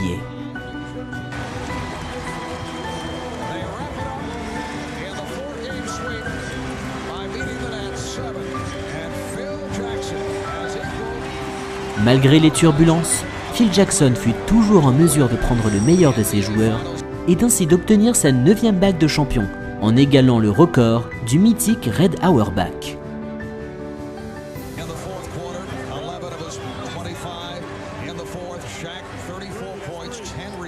Assis sur le toit du basketball, Kobe prit la décision de changer d'équipementier en s'engageant avec Nike lors de l'intersaison 2002. Désormais âgé de 24 ans, Bryant avait entamé sa 7e saison déjà dans la Grande Ligue. Bien qu'ayant des relations toujours plus tendues avec son coach Phil Jackson, Kobe avait toujours été capable de puiser les ressources nécessaires pour mener son équipe vers un titre. Cette saison 2002-2003 s'annonçait donc dans la continuité des précédentes. Avec Shaquille O'Neal une nouvelle fois blessé en début de saison, la porte était ouverte à Bryant pour avoir en main toutes les munitions offensives. Malgré une adresse au tir timide en début de saison, il retrouva peu à peu ses sensations pour inscrire par 2 fois plus de 40 points au mois de décembre. Après la naissance de sa fille Natalia, Kobe continua à dominer les raquettes de la NBA, en compilant 3 matchs de suite à 40 points lors du mois de janvier, puis 9 matchs lors du mois de février, égalant ainsi le record de Michael Jordan en la matière. Finissant la saison avec une moyenne de 30 points par match, Kobe Bryant mena les Lakers jusqu'à une 5e place de la conférence Ouest. Toutefois, avec Phil Jackson absent du banc pour cause de calculs rénaux, les Lakers furent incapables de répondre à l'efficacité proposée par les San Antonio Spurs. Les Californiens se firent éliminer sur le score de 4 matchs à 2 en demi-finale de conférence. Kobe Bryant compila 32 points de moyenne durant ses playoffs, mais cela ne fut pas suffisant pour réussir à se défaire des Genial Spurs, sacrés champions quelques semaines plus tard. Si Kobe exprima sa déception de ne pas avoir pu décrocher un 4e titre consécutif, il émit également sa confiance pour redorer le blason des Lakers dès la saison suivante. Mais l'avenir est souvent imprédictible, et c'est hors des parquets qu'un événement vint bouleverser le restant de sa vie. Le paysage médiatique américain fut secoué par une surprenante nouvelle parvenue au matin de la fête nationale. Si le jeu de Kobe Bryant ne faisait pas l'unanimité, le joueur avait réussi à se forger hors des cours une réputation de gendre idéal à l'abri des excès des vedettes de la NBA. Un crédit qui vola en éclats lorsqu'un mandat d'arrêt à son encontre fut prononcé par le comté d'Eagle dans le Colorado. Quelques jours plus tôt, Kobe avait voyagé dans son jet privé accompagné de 3 gardes du corps pour suivre une opération au genou, un déplacement dont les Lakers n'étaient pas informés. Arrivé dans son luxueux hôtel, Bryant séduisit une employée de 19 ans, avec qui il aura une relation sexuelle adultérine dans la soirée. Dès l'aube, sa partenaire alla porter plainte pour agression sexuelle, un fait que Kobe Bryant réfuta rapidement en plaidant que les rapports, bien qu'intenses, étaient totalement consentis entre les deux parties. L'incident semblait totalement en dehors de la réputation de Bryant auprès des fans, et cette actualité devint rapidement l'une des plus commentées par les médias américains. La plaignante refusant de régler le procès à l'amiable, ce dernier s'étendit finalement dans le temps et se transforma en une véritable bataille judiciaire de longue haleine. Avec sa femme Vanessa à ses côtés, Kobe Bryant dut subir la difficile épreuve d'expliquer sa vie privée devant la presse lors d'une conférence intense en émotions. I'm innocent. I didn't force her to do anything against her will. I'm innocent. À partir de ce moment, le temps et l'énergie de Kobe fut partagé entre sa carrière en NBA et les tribunaux du Colorado pour faire la lumière sur cette sombre affaire. Cela fut la genèse d'une traversée du désert pour Kobe Bryant, qui vit alors sa popularité chuter auprès des fans. Durant son interrogatoire, il commit l'erreur de souligner que son coéquipier Shaquille O'Neal était également friand de relations sexuelles tarifées. Cette maladresse précipita un climat encore plus délétère entre les deux joueurs. C'est donc dans cette atmosphère morose que débuta la saison 2003-2004 des Lakers, qui avaient misé sur l'expérience des vétérans Gary Payton et Karl Malone pour placer à nouveau l'équipe comme favorite au titre. Un objectif que les Californiens ne parvinrent toutefois pas à accomplir. Les soucis judiciaires de Bryant pesaient lourdement sur l'équipe, tandis que les vieillissants Payton et Malone n'étaient pas enclins à épouser le fameux jeu en triangle de Phil Jackson. Surtout, ce sont les blessures récurrentes de ces derniers qui les empêchèrent de se montrer réellement efficaces. Malgré tout, les Lakers parvinrent à se glisser difficilement jusqu'au final NBA, qu'ils perdirent 4 matchs à 1 face aux féroces Detroit Pistons. Il était clair aux yeux de Jerry Buss, le propriétaire des Lakers, que la franchise était à un carrefour de son histoire et que la cohabitation Bryant, O'Neal et Jackson n'avait plus aucun avenir. C'est finalement en Kobe qu'il décida d'offrir sa foi en ne renouvelant pas le contrat de Phil Jackson, puis en transférant Shaquille O'Neal vers le Miami Heat, principalement en échange de Lamar Odom et Caron Butler.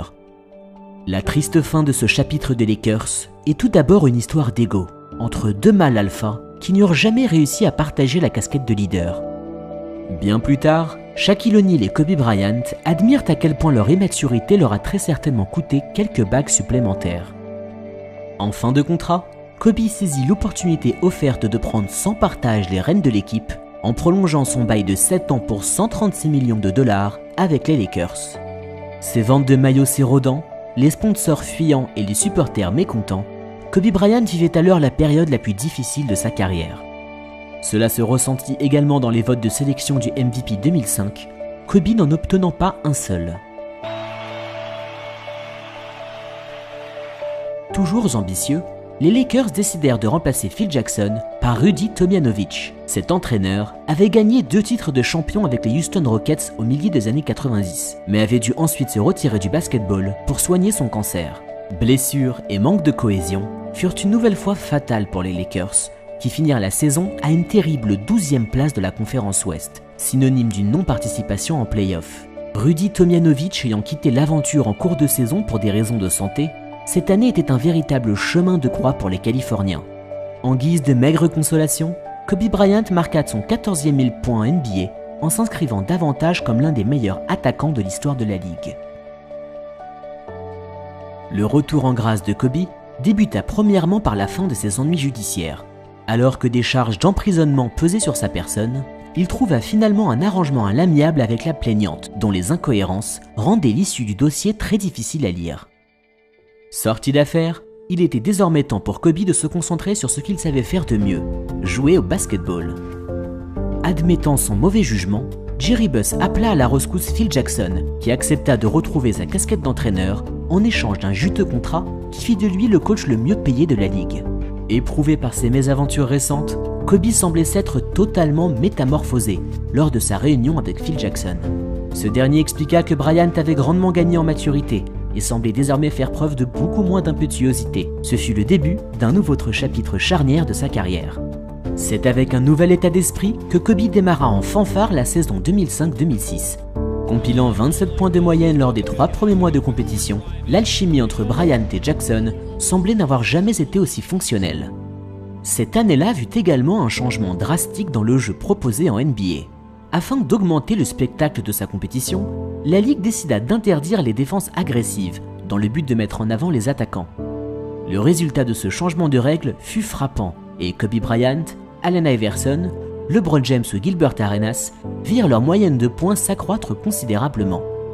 Kobe, qui était un joueur offensif par définition, se trouva particulièrement à son aise dans cette nouvelle configuration. Cela se traduisit par une incroyable feuille de statistiques et notamment une éruption à 62 points en seulement 3 quarts temps face à Dallas.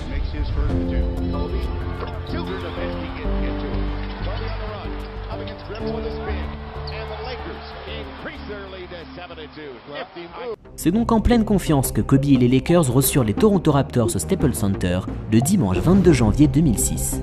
Fait assez rare pour être souligné, Kobe avait commis un écart à son hygiène de vie en mangeant une pizza la veille du match, puis un hamburger avec des frites quelques heures avant le coup d'envoi. Cela expliqua sûrement les jambes engourdies qu'il raconta plus tard ressentir ce soir-là.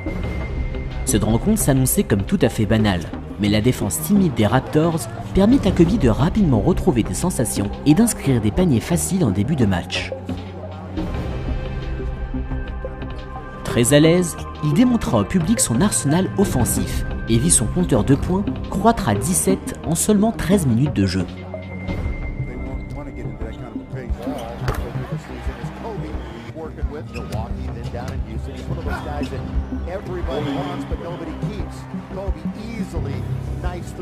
À la mi-temps, il avait déjà compilé 26 points en primant 10 de ses 18 tirs, plus que tous ses coéquipiers réunis. Mais malgré ce récital, les Canadiens menaient au score et Bryant reprit son rythme au 3e quart-temps en inscrivant 19 points supplémentaires en 6 petites minutes.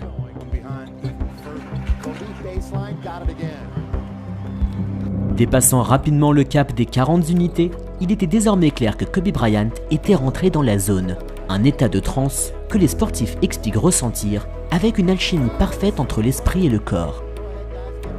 Enchaînant panier sur panier, il conclut son 3e quart-temps avec 53 points et les téléspectateurs se ruèrent sur leurs écrans pour assister à cette éruption de Kobe.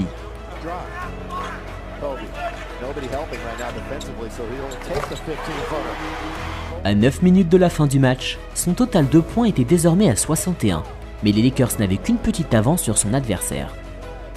Quelques minutes plus tard, Kobe avait inscrit 72 points, un nouveau record dans l'histoire de la franchise.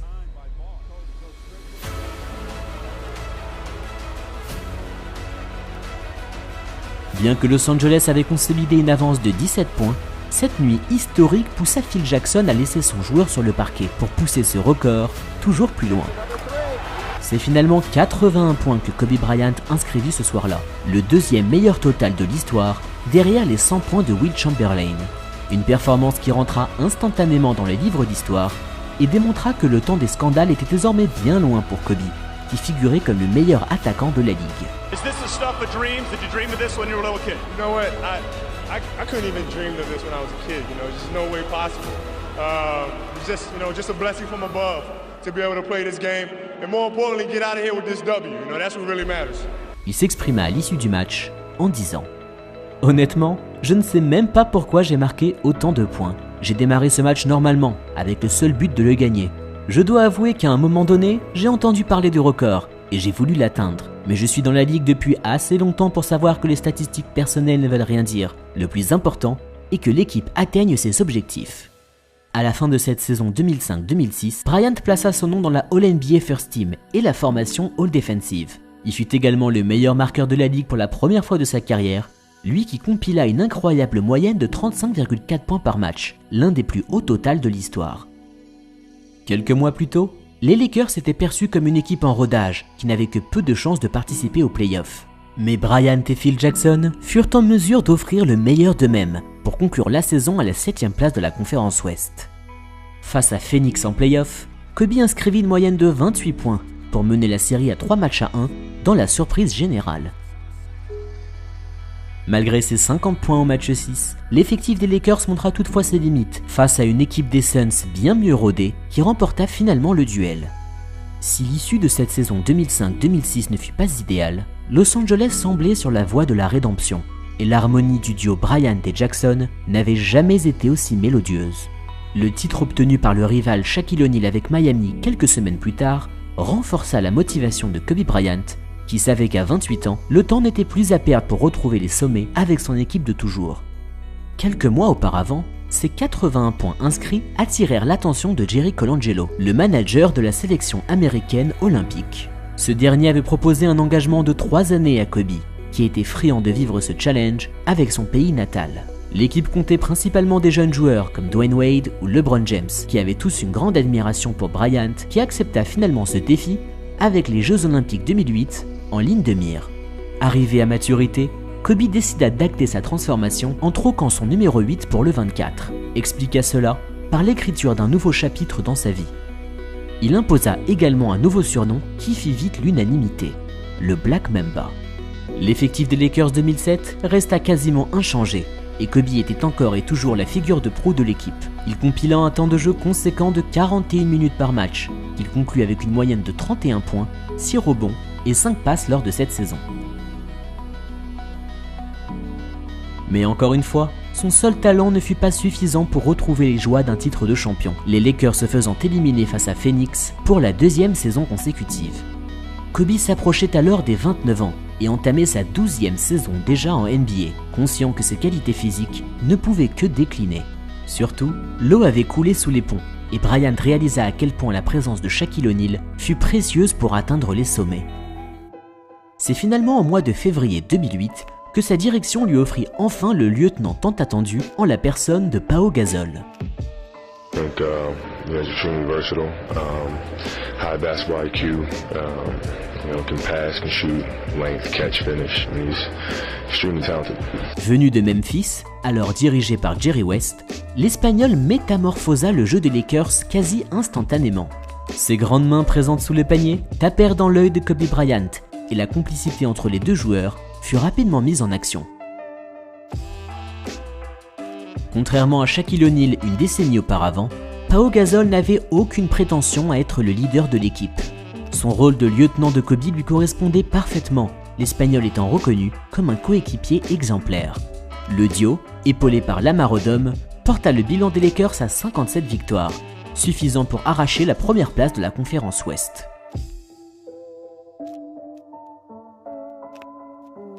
L'excellence de Kobe lors de cette saison 2007-2008 lui permit de décrocher son premier et seul titre de MVP.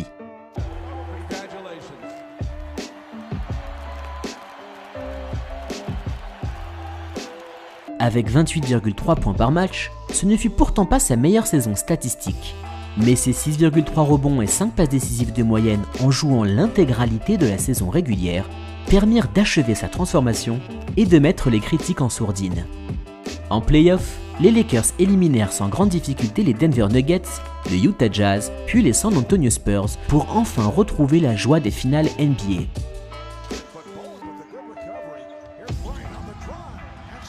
Mais les Lakers n'avaient pas le temps de pavoiser car les Celtics se présentaient sur leur passage en finale NBA. Depuis plus de 5 décennies, la rivalité entre Los Angeles et Boston était l'une des plus féroces de la ligue. Cela débuta dans les années 50, où le génie d'Elgin Baylor et Jerry West s'inclinèrent 6 fois en finale face aux Celtics de Bill Russell. I hated green for a long time. I wouldn't wear anything green. It just got to the point where it was so frustrating to hear the noise and shouting after games that we had lost. C'est en 1984 que les deux équipes se retrouvèrent en duel pour le titre, mais c'est Boston, cette fois-ci mené par Larry Bird, qui remporta les débats. Magic Johnson et Kareem Abdul-Jabbar réussirent à briser le sort en s'imposant en finale 85 et 87, mais les démons des Californiens n'étaient pas encore totalement éteints. Cette fois-ci, l'équipe du Massachusetts était portée par les talentueux Paul Pierce, Ray Allen et Kevin Garnett, un génial trio qui remporta les 2 premières rencontres à la maison de ces finales 2008. Avec difficulté, les Lakers réussirent à gagner le match 3 grâce aux 36 points de Kobe, mais vécurent une désillusion quelques jours plus tard en voyant les Celtics prendre les devants de la série sur le score de 3 rencontres à 1. Tout près de prendre la porte devant leur public, les Lakers réussirent à s'imposer de 5 petits points en match 5 pour s'offrir de nouveaux espoirs de titre. Un rêve qui s'éteignit de façon cauchemardesque lorsque l'ennemi de Boston remporta le match 6 par 39 points d'écart pour devenir champion NBA. Une véritable humiliation pour les Lakers, qui s'étaient vus accablés par leurs plus grands concurrents et avaient dû subir les langues bien pendues de Paul Pierce et Kevin Garnett. Quelques jours plus tard, Shaquille O'Neal profita de cette désillusion pour régler encore une fois ses comptes avec Kobe Bryant au travers d'un rap assassin. Une séquence qui fit le tour des réseaux sociaux. Last week, Kobe couldn't do without me. Kobe ratted me out. That's why I'm getting divorced. He said Shaq gave a bitch a meal. I don't do that, cause my name's Shaquille. I love him, but don't leave him. I got a vasectomy, now I can't breed him. Kobe, how my ass tastes. Everybody, Kobe, how my ass tastes. Yeah, you couldn't do without me. Kobe, you couldn't do without me. Kobe. Très discret à l'issue de ce terrible désaveu, c'est sur les parquets que Kobe répondit aux critiques, en remportant une médaille d'or lors des Jeux Olympiques 2008. Élément clé de la sélection américaine, il inscrivit 20 points en finale pour prendre le meilleur d'une équipe d'Espagne pourtant très accrocheuse. Malgré un doigt blessé, Kobe Bryant refusa de subir une opération chirurgicale afin de tenir son rang pour la saison à venir. À 31 ans, il avait déjà plus de 12 saisons professionnelles dans les jambes et savait que sa condition physique était en déclin. Motivé comme jamais, l'effectif des Lakers semblait avoir atteint une parfaite maturité lors de cette saison 2009. Kobe Bryant, Pau Gasol et Lamar Odom parvinrent à obtenir encore une fois la première place de la conférence Ouest, puis d'éliminer le Utah Jazz au premier tour des playoffs. Les Houston Rockets qui se présentaient sur leur passage en demi-finale furent bien plus difficiles à manœuvrer que prévu. Avec 37 points de moyenne lors de ce duel, Kobe Bryant réussit toutefois à porter son équipe vers la victoire au bout de 7 rencontres fortes en intensité. Opposé à Denver en finale de conférence, Kobe ne baissa pas de régime en inscrivant 34 points de moyenne lors de ce duel victorieux. Un incroyable bilan pour un joueur de 31 ans. En finale NBA pour la deuxième saison consécutive, les Lakers devaient désormais se défaire de la jeune, mais vaillante, équipe du Orlando Magic. En croisade, les joueurs de Phil Jackson exécutèrent parfaitement le jeu en triangle pour remporter le match 1 avec 25 points d'écart, dont 40 inscrits par le seul Kobe.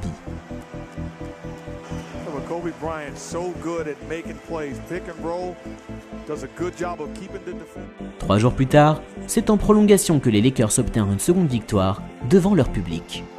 Tout près de voir leur adversaire s'échapper, le Magic de Dwight Howard débuta le match 3 avec application et réussit finalement à prendre le devant au début du troisième quart-temps. Phil Jackson dut placer Kobe Bryant sur le banc bien plus longtemps qu'à l'accoutumée et Orlando réussit à obtenir une précieuse victoire 108-104. Mais cela ne fut finalement qu'anecdotique, car Bryant et les Lakers remportèrent les 2 rencontres suivantes pour enfin retrouver les joies d'un titre de champion, le 15e de leur histoire.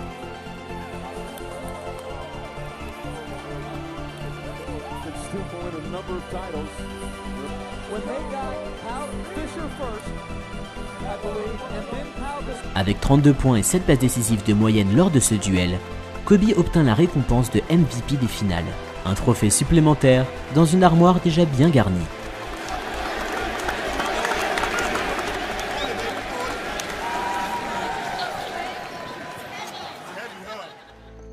À presque 32 ans, Kobe Bryant prolongea son contrat avec les Lakers en même temps que Pau Gasol et Phil Jackson, dans une intersaison qui vit également l'arrivée du bouillonnant Ron Artest.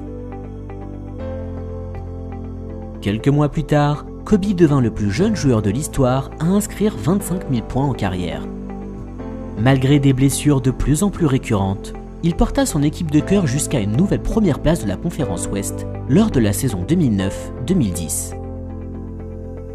La jeune garde d'Oklahoma City se tint sur le passage des Lakers en play-off, mais Kobe Bryant avait à cœur de démontrer qu'il n'était pas à prendre à la légère malgré son âge, en sortant victorieux de ce duel. Ce fut ensuite au tour du Jazz de se faire sweeper par les Californiens, puis les Phoenix Suns de rendre les armes en 6 rencontres. C'est finalement une opportunité de revanche contre les Celtics qui s'offrit à Kobe en finale NBA 2010. Lors du match 1, il marqua 30 points assortis de 6 passes décisives pour punir Boston sur le score de 102-89. Mais les 11 tirs à 3 points primés de Ray Allen quelques jours plus tard furent synonymes d'une défaite à domicile et donc d'un avantage du terrain perdu. La série égalisée et désormais dans l'antre des Celtics, Los Angeles s'imposa au match 3, notamment grâce aux 11 points de Derek Fisher dans le dernier quart-temps. Loin d'être abattu, Boston remporta les 2 rencontres suivantes, malgré les 33 et 38 points inscrits par Kobe Bryant. À une seule défaite de rentrée bredouille, les Lakers donnèrent une véritable punition à leur ennemi lors du match 6, qu'ils remportèrent 89-67.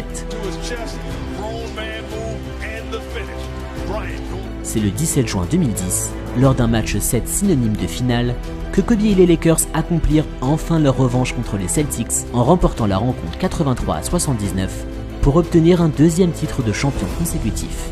Cette bague fut la 5e de la carrière de Kobe, qui fut également sacré MVP des finales.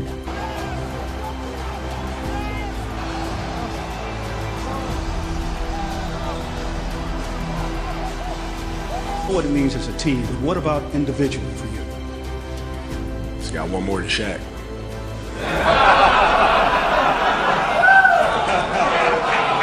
Très confiant en son groupe, Kobe pressa Phil Jackson de rempiler pour une nouvelle année supplémentaire, malgré les réticences de ce dernier, qui fut diagnostiqué d'un cancer de la prostate durant la saison.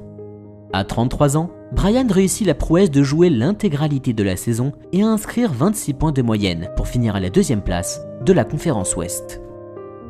Mais l'effectif des Lakers était à bout de souffle et les Californiens disposèrent avec difficulté des Hornets au premier tour des playoffs. Le coup de grâce vint finalement en demi-finale de conférence, lors duquel Los Angeles se fit balayer par Dallas, futur champion NBA. Malgré des performances encore très correctes, les Lakers de Kobe Bryant ne furent jamais en mesure d'aller décrocher une nouvelle bague lors des saisons suivantes. Un soubresaut d'espoir apparut avec la création en 2012 d'une super team composée de Kobe Bryant, Pau Gasol, Ron Artest, Steve Nash et Dwight Howard. Mais cette expérience s'avéra être un échec cinglant, conclu par une élimination au premier tour des playoffs et des disputes houleuses en interne. Une série de blessures, dont une au tendon d'Achille, empêchèrent Kobe de performer à son plus haut niveau et il dut assister à la descente de ses Lakers dans les bas-fonds de la conférence Ouest lors des saisons suivantes. Conscient de l'affaiblissement de son physique, c'est au travers d'un poème que Kobe Bryant annonça finalement que la saison 2015-2016 sera la dernière de sa carrière. Dans ses vers, il écrivit avec émotion « Dear basketball. Mon cœur peut encaisser le choc, mon esprit peut supporter l'adversité, mais mon corps sait qu'il est temps de se dire au revoir. Cette saison se transforma vite en journée d'adieu dans toutes les arènes qui avaient eu la chance d'admirer le génie de Kobe Bryant. Playing his final game in Boston, number 24, Kobe Bryant. Third leading scorer in NBA history, number 24, Kobe Bryant.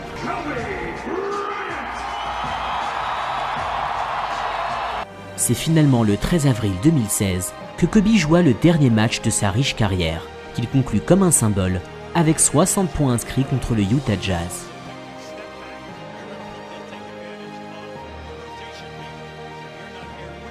Cinq titres de champion, un trophée de MVP, 2 récompenses de MVP des finales, 18 participations aux playoffs et une place sur le podium des meilleurs marqueurs de l'histoire. Voici les grandes lignes de l'incroyable carrière de Kobe Bryant, qui arriva en NBA sur la pointe des pieds, mais quitta la Grande Ligue en ayant inscrit son nom parmi ses plus grandes légendes.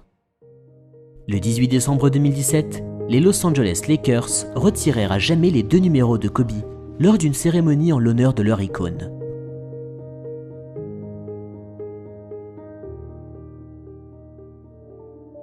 Après avoir consacré la majorité de sa vie au basketball, Kobe prit la décision de prendre du recul sur sa passion une fois sa retraite actée. Il écrivit notamment un livre et s'adonna au développement de sa fondation. Surtout, il écrivit Dear Basketball, un court-métrage animé contant son amour pour la balle orange qui fut primé par une prestigieuse récompense aux Oscars, la première obtenue par un athlète professionnel.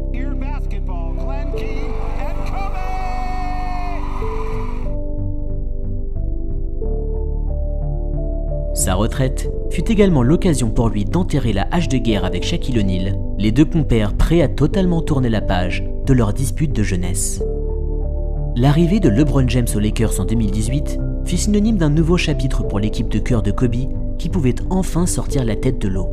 Au tout début de l'année 2020, James inscrivit 29 points face à Philadelphie pour glaner la 3e place des meilleurs marqueurs de l'histoire de la Ligue.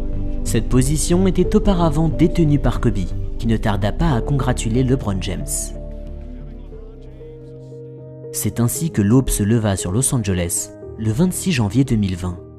Réveillés de très bonne heure, Kobe et sa fille de 13 ans, Gianna, quittèrent leur domicile du comté d'Orange en direction de l'aéroport. Depuis de nombreuses années maintenant, les Bryant faisaient grand usage de l'hélicoptère pour éviter les interminables embouteillages qui mènent à Los Angeles. Avec 7 autres personnes à bord, Kobe avait pour but d'entraîner l'équipe de sa fille Gianna, ayant également dans ses gènes la passion du basketball. Mais le contact avec l'hélicoptère se perdut quelques dizaines de minutes après son décollage, et des témoins appelèrent les secours à 9h47 lorsqu'un engin s'est écrasé en prenant feu sur une colline de Calabasas dans le comté de Los Angeles. Les 9 occupants de l'hélicoptère ont été tués dans l'accident, et le mot circule rapidement sur leur identité. Refusant d'y croire en premier lieu, le choc fut finalement confirmé par l'annonce officielle du shérif. Oui, Kobe Bryant, sa fille de 13 ans, et 7 autres vies innocentes ont bien quitté notre monde si soudainement. Les habitants de Los Angeles se réunirent rapidement pour dévoiler leur amour à l'idole Kobe Bryant, et les journalistes de la planète entière annoncèrent la perte d'une véritable icône du sport. Good afternoon from New York. We're coming on the air with breaking news, very sad news to tell the sports world. The LA Times is reporting that retired Los Angeles Lakers basketball star Kobe Bryant has been killed in a helicopter crash. Légende du basket américain, star de la NBA, Kobe Bryant est décédé ce dimanche dans le crash de son hélicoptère. Kobe Bryant. D'aucuns diront que les sportifs sont des hommes comme les autres et que leur décès n'en est pas plus important. Pourtant, combien d'entre nous n'ayons jamais fui une difficile journée à travers une escapade de balle orange? Combien d'entre nous n'ayons jamais retrouvé plaisir à la vie en admirant le magnifique spectacle que nous proposent les athlètes de haut niveau? Surtout, combien d'entre nous n'ayons jamais vibré devant le génie de Kobe Bryant? Suivant l'annonce de son décès tragique, fans, joueurs et dirigeants exprimèrent à l'unisson leur chagrin dans des hommages d'une grande émotion. When Kobe Bryant died, a piece of me died. And as I look in this arena and across the globe, a piece of you died, or else you wouldn't be here. Those are the memories that we have to live with and we learn from. I promise you, from this day forward, I will live with the memories of knowing that little brother that I tried to help in every way I could. Please, rest in peace, little brother. Confident in the fact, as we speak, Kobe and Gigi are holding hands, walking to the nearest basketball court. Kobe will show her some new Mamba moves today, and Gigi soon matches them. Kobe, your heaven's MVP. I love you, my man, till we meet again. S'il est inutile d'empêcher à nos larmes de couler, la meilleure façon d'honorer Kobe Bryant est de nous inspirer de son incroyable parcours, nous prouvant à chaque instant qu'aucun rêve n'est inatteignable. À condition d'investir de nombreux efforts et de dévouer un réel amour dans vos passions, aucun obstacle ne sera en mesure d'empêcher vos fantasmes de devenir réalité. Une magnifique leçon de vie qui vibrera à tout jamais en nous, car si Kobe Bryant n'est plus de notre monde aujourd'hui, sa légende restera immortelle.